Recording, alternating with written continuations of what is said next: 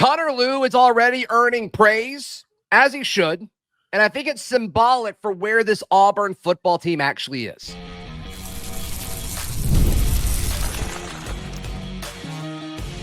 You are Locked On Auburn, your daily podcast on the Auburn Tigers. Part of the Locked On Podcast Network, your team every day.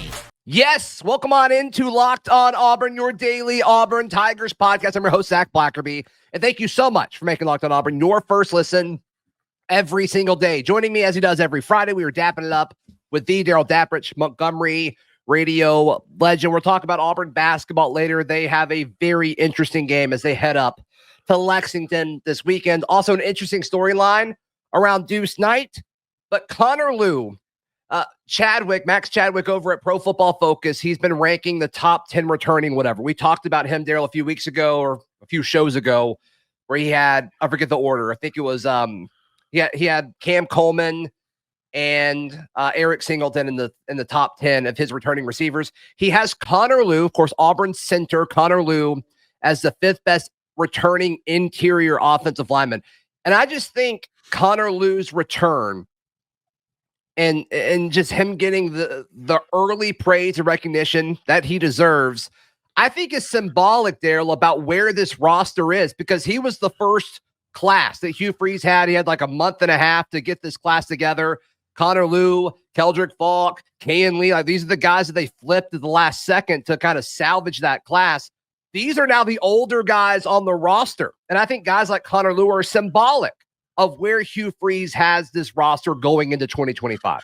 Well, Connor Lew's a guy even 2 years ago we recognized. Remember when we were talking about who do you think the next offensive lineman from Auburn will be that gets drafted? And that was the name that popped. Center, obviously a very crucial position. Sure.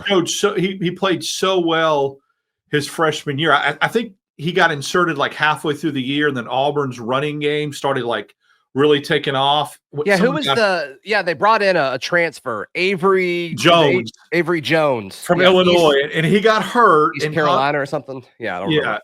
Oh yeah, East Carolina. Then he committed to Illinois, and we flipped him. And Bielema acted like typical Bielema. Yeah, acted a fool. Right. So Jones started the first 3 or 4, 5 games, got hurt. Connor Lew came in and just absolutely blew people up, and the running game took off. So, we all kind of knew that. I think he had a solid year last year. And I think that the consensus was this is a kid that would play one more year and then probably go to the league. I mean, we're hoping that he comes back next year, for the second year for 2026. So doesn't surprise me at all. And anchoring that offensive line that we were really, really high on, the center position. Yes. And I want to give credit to Max Chadwick, because this is a guy that seems to do his homework and his research, and where other people kind of just skim over things, he does deep dives into rosters. And you would have to understand some of the things that he's pointed out as far as Auburn's roster is concerned.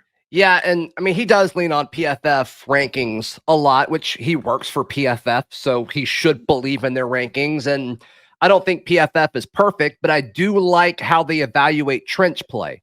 I think it's really good for total snaps, and I think they do a really good job of charting things when it comes to offensive and defensive line. And in his write-up, Connor Lew scored a 76.4 PFF overall grade, which was the 5th among Power 4 centers.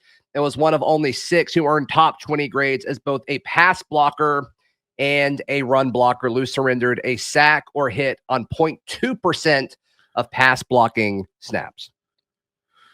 It's really impressive. I mean, that's what you want from your center. I mean, I don't know how else you can paint that picture as far as that's excellence along especially, up the middle, man. Plays get blown up, running plays get blown up, dropping back to pass. You beat the center, you whip the center, it's over. Things break down. So that's very crucial for Auburn. And I think that's a good, Auburn's offensive line, it's one of those situations where if you're solid interior and your interior offensive line is really solid, then you just try to fan out, and hopefully with, Xavier Chaplin and some of those guys, that's what's happening and being addressed. Yeah, I think so. So obviously Connor Lew is elite when you talk about interior offensive linemen, but I also think that kind of adds to the narrative of, okay, like this is it for this Auburn team. Like talent isn't the question. anymore. This is a Hugh Freeze team where, sure, the guys that are older than Connor Lew, your seniors, are guys who have mostly been acquired through the transfer portal. You've got a few guys that were here prior, but for the most part, this is Hugh Freeze's team. This is Hugh Freeze's team now. And a lot of folks would have said that going into year 2 last year. Maybe, but like there's no wiggle room anymore. There's no excuse for talent. And as Chadwick or PFF, I assume they're doing it in partnership, as they release more of these lists and these position rankings, like you got to think Keldrick's going to be on there. You got to think Auburn's going to have some DBs on there. PFF loved Caleb Harris. You got to think Jay Crawford has a chance to be on there. They really liked him. I think they really like Kayan Lee as well. Auburn's going to have a really well-decorated team when you talk about who's coming back. Ryan Strader, the transfer, he graded really well on PFF, and he was ranked as one of the best returning players in all of college football, according to their blew my mind. Yeah, blew me away. I mean, and he's in the secondary that's pretty deep. Yeah, he had so many pass breakups, and they really weight that stat heavily, which I get it. But it's just this time, like Coach Freeze, this is it. You've got a good roster now. Hats off to what you've been able to do as far as attracting talent to a program that hasn't been productive on the field. But now it's like, okay, we can't hide behind anything else. This is about coaching. This is about coaching now. Well, I also saw a graphic earlier in the week that I don't remember exactly who did the graphic, but it was a graphic that showed the highest ranking schools when you combine incoming recruiting classes and portal classes. And I think Auburn was 3rd or 4th with the hybrid combination of that. I mean, again, that's all on paper, and you don't play games on paper, right? But you better have talent or you ain't got a chance to even get better. So at least Auburn has what's perceived as upgrades. Now it'll be interesting as these lists start coming out. Will Auburn have a running back hit that list? I don't know. Will they have a tight end? Probably not. What besides Falk, is there going to be a linebacker that hits that list? It's just, there'll be some interesting. Riddick might. That's what I was thinking because of where he was ranked on that freshman list or whatever. So if you have more on the defensive side of the ball than you do the offensive side of the ball, then what we're hearing about what this defense is potentially could become is true. Yeah. So hats off for Connor Lew getting this preseason respect and what many people are assuming will be his last season here at Auburn, just because the NFL is going to come calling. But sometimes the NFL likes older centers. We'll see what his grades are. I imagine he's going to be ready for the NFL, so we'll see.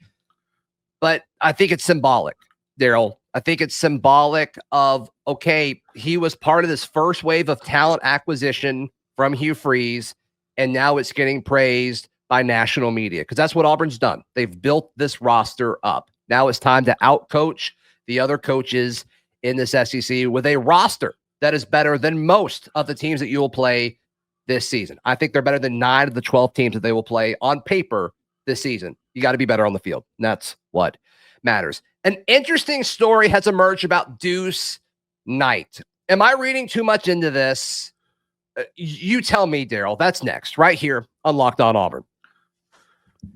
Today's show is brought to you by our friends at Fabric. Life moves fast, especially when you have a family. One day you're watching your kiddos take their first steps, and before you know it, they're off to college. That's why securing their future is so important. Fabric by Gerber Life makes it simple to get term life insurance that fits your family's needs. With Fabric, you can apply for term life insurance online right from the comfort of your home, and you can be covered in under 10 minutes, and in many cases, no health exam is required. It offers peace of mind, affordable coverage, and it goes beyond life insurance. Join the thousands of parents who trust Fabric to help protect their families. Apply today in just minutes at meetfabric.com/lockedoncollege. That's meetfabric. Fabric is spelled Fabric. meetfabric.com/lockedoncollege. Policies issued by Western Southern Life Assurance Company. Not available in certain states. Prices subject to underwriting and health questions. Thank you so much for making Locked On Auburn your first listen every single day. New numbers dropped for the Auburn Tigers yesterday. Deuce Knight will not wear number 2. He will wear number 9. And this is somewhat dramatic, I think, just because it involves Cam Newton. And, he went on a thing on his show, I guess a few months ago, I guess after Deuce Knight kind of got some buzz and all of his Auburn graphics, he's wearing number 2 because his name is Deuce. Like, come on. And that's what he wore at the high school ranks, but he will wear 9 here. And Cam said that other folks need to wait until he's got to earn wearing number 2. I guess that's what happened, Darrell, because he's not wearing 2, according to reports. I was disappointed with the way Cam Newton handled that. And I know it's blasphemous to ever say anything against Cam Newton if you're an Auburn follower. I think he could have just handled it differently. I get the premise of what he's saying. Yeah. I don't, unless I missed it though, I don't remember Cam Newton's number being officially retired at Auburn. Right. No one's worn it since him. No one's worn Aaron it. Savage. It's kind of been a unspoken, and I get it. He's earned that as a Heisman winner. But the way he went about it and how colorful, let's say, he was. And this is a guy that had to wear number 1 at the Carolina Panthers because Jimmy Clausen refused to give up number 2, that scrub. That's right. And so Cam Newton should really understand that. Now, do I think Deuce needs to go out there his freshman year and wear 2? No. I mean, if he wants, I get I see both sides of the argument. It's just the way Cam went about it and how vitriol it was and angry it was. So let Deuce Knight wear 9, I guess, for a couple years until he earns the right to wear 2. And then if he wants to wear 2, let him wear 2. It almost looks cheesy, though, if he goes out and he's got all this buzz and maybe he wins a few games and then, like, okay, he's wearing number 2.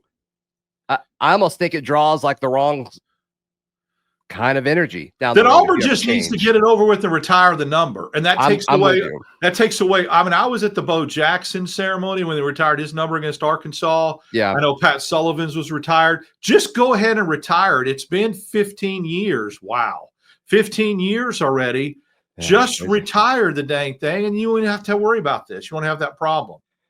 Yeah. Unless you want to turn it into, what LSU did with, like, the number 7 or whatever. Like, if you want to make it that kind of thing, but yeah, I'm pro retired jerseys. I know not everybody is. I think it's cool. I think it's a way to say, yeah, we've got 3 Heismans. Like, how many schools can say that? And it's like, if 2's your number, like, that stinks, but, like, you can wear number 9, I guess. I just hate the attention that was drawn to it. And now here we are. It's a news story. People are tweeting out like, oh, report, Deuce will wear number 9. Like, we're talking about it on this Friday show. Like, it just kind of became a thing because of how Cam handled it. I agree, but then there's also that argument that if you're Deuce Knight, you're like, I don't want to be in anybody's shadow. I want to make my own name with my own number, set my own state, set my own bar of excellence. And again, it's not so much that I agree. I'm with you. I think number retirements are great and they're an honor. They need to happen few and far between. They need to really, really mean something.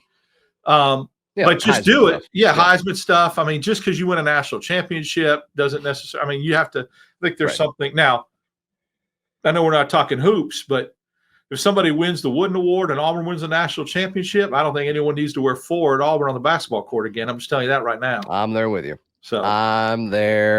you. Jackson looks like he's going to keep his number 11. I like that number too. That's a good looking number. It's a good quarterback number, I think. When I think of 11, I think more of receiver. Yeah. For whatever reason, I don't really think quarterback, but I have no issue with it. Was Malcolm Simmons 11? I guess he was. So he's got to switch numbers. Yeah. See, I just don't remember a number 11 ever playing quarterback at Auburn. That's what makes it unique. Mm-hmm. I'm fine with. Yeah, there's been a lot of 10s. There's been some 14s, some 17s. Caleb Harris is moving to 8. DeMarcus Riddick is moving to number 6. Malcolm Simmons will wear number 4. I love that. I do too. I love that. Eric Singleton will wear number 1. Ooh. I love that too. Ooh, yeah. Yep. So take that for what it's worth. I don't know. More single digit numbers, the better, I think is where I'm at currently. I can't wait to see what number Ashton Daniels is going to get. You love him. You love him so much. I like him. I think he's undervalued, but we'll see. I know you do. I know you do. And people's responses are so like all one way or all the other. There's no in between. Well, There's no like, we'll just wait and see. It's yeah, let Deuce go, or yeah, Zach, you're an idiot. Like it's all about Ashton Daniels is bridging the gap. And I'm like, what does that even mean? He's here for a year. Like that doesn't even make sense. That's what it's good for. It creates dialogue, creates buzz, creates conversation. That's what we want. Yeah. You know? And I guess it's nice that it's about the backup. It's not about the starter. I guess that's good. That's exactly my point. So just be ready when he throws that first BB up the sideline for about a 70-yard touchdown in a game where Auburn, it's a little bit in hand. Sure. Your phone will be buzzing. Hey, that's fine. I'm ready for it. I want them all to succeed. I'm not pulling against anybody. I just think Deuce plays more than Ashton does this year. That's all I'm saying. All right, Auburn basketball, they head to Lexington to take on a Kentucky team that I think is gettable. I certainly think they're gettable, and we'll tell you why Auburn has every shot to win this game next, right here on Locked On Auburn. Today's show is brought to you by our friends at Prize Picks. Darrell, can you imagine playing daily fantasy sports anywhere other than Prize Picks? Absolutely not. No way. Absolutely not. Friend of the show, Dr. Boyce texted me before the Auburn basketball game. He screenshotted it and showed me his daily fantasy team. There was a lot of Auburn guys for Georgia, and the numbers were pretty high. He's like, I know I'm betting with my heart here, but let's just see what happens. And he got all of it. And you should do the same too. With Prize Picks, you pick more or less on at least 2 player projections, and if you're right, you can win up to 1,000 times your cash. It's fast, it's easy, and it keeps every game exciting. You can download the app today, Prize Picks, and just use promo code LOCKEDONCollege. You get $50 instantly after you play your first $5 lineup. That is code LOCKEDONCollege for $50 instantly after you play your first $5 lineup. Prize Picks, run your game. Thank you so much for making Locked On Auburn your first listen every single day. Auburn basketball heading to Lexington to take on the Kentucky Wildcats. It has been a long time since Auburn has won in Lexington.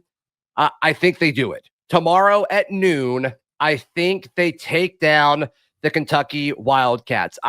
I think Auburn has a really good defense that's probably not discussed enough. And I think Kentucky's offense is solid. I think it's really good. The mismatch to me is their defense doesn't stop anybody. Kentucky doesn't slow anybody down. And I just think Auburn's going to be able to score. And I think Kentucky is going to go through stretches where Auburn's defense is a matchup in favor of the Tigers. Interesting. Games on ABC, which Marlene threw a stat out there, Marlene Naver, the SID, saying something about the last time Auburn was on ABC. It's been forever. Okay. Blows my mind, which was interesting because I thought they had been on ABC, but it's a big national game. Secondly, the Amaris Williams, Janai Broome matchup, I'm really looking forward to seeing because he's 7 foot. He averages about 10 points a game, 8 rebounds. Williams does from Kentucky. Is he going to be someone that can contain Broome a little bit? Because he's a player on the block. He's a very good post player. He's very active, getting offensive rebounds. So that's a matchup. Now, Kentucky's gone through this little bit of stretch, Zach, where they've struggled without their starting backcourt. Jackson Robinson and I think Butler were hurt. They both came back against Oklahoma Wednesday night, but Robinson went back out of the game in the second half. He has a wrist injury, so he's questionable for tomorrow. That'll play into play. But I agree with you. I think that reading the tea leaves, it's just time. It's time for Auburn to put this streak to bed. It's been since 1988. This is the team to do it. Kentucky struggled to beat Oklahoma by 1 point on the road. They do not defend. So if Auburn can just defend enough, right? I mean, they're not going to contain – Kentucky's really good offensively, so you're not going to keep them in the 60s. But if you can get Kentucky to stay in the upper 70s, lower 80s, Auburn's got a really, really good chance to win this game. I think so. I mean, I'm just looking at their last few games. They survived against Oklahoma. That was an 83-82. I mean, Oklahoma scored 82 on them. You look at Alabama. Alabama dropped 96 on them. Vandy did not show up Kentucky blew them out of the water. Vandy only scored 61. Texas scores 82 on them. And then Tennessee, who doesn't like to score points, that was a 75-64 final. So, I mean, to me, like this isn't your normal Kentucky team. This is a Kentucky team that, they're ranked. They're the 17th ranked team in the country. But this is a team who's lost 7 conference games.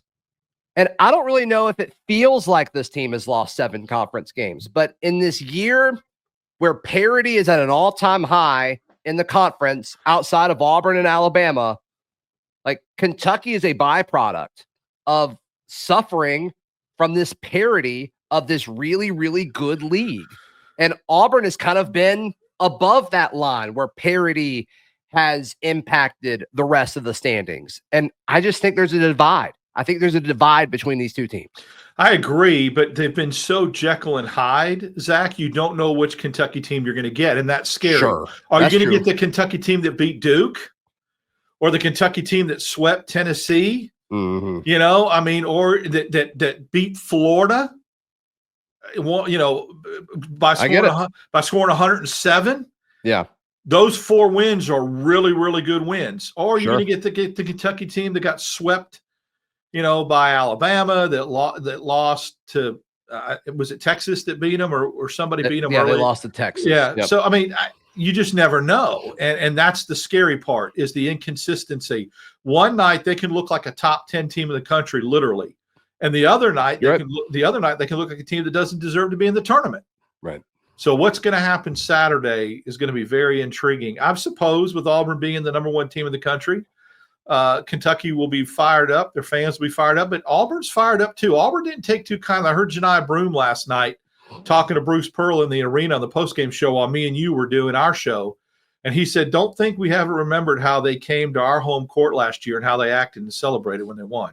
Remember, Calipari was kind of glib with his post-game comments and all that. It was because, game day was here. And so he was like, everyone's here to see us and all that kind of stuff. So anyway, we'll see. I think Auburn's had this one circled for a while, and I think they're ready to put that narrative to rest that they can't win at Rupp. Whatever the line is, I'm taking the over. I think there's a lot of points scored. And I just think this team's on a revenge tour, man. And I'm expecting Tahad Pettiford to pop. I think this is a Tahad Pettiford type game. He thrives in this type of environment. The number 1 team is coming to town, and it's a fan base that's actually going to support its team. It's going to be loud. It's going to be obnoxious. It's going to be rowdy. I'm expecting Tahad Pettiford to thrive in that sort of environment. I agree. And I think the guard play at Kentucky, even if they both play, they're not 100%. Yeah. And that's going to be a problem stopping how quick Tahad is. And Denver Jones, who's been doing a really good job of driving to the basket now. I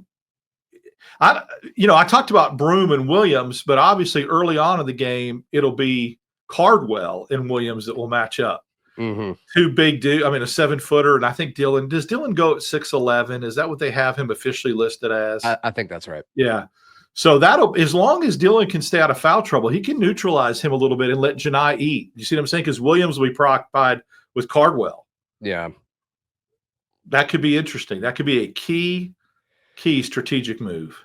But we both are officially picking Auburn to win, correct? I am picking Auburn. I am going to boog and just come right. Although Auburn seems to do better when I pick against them. They also seem to do better on the road. So we'll take that too.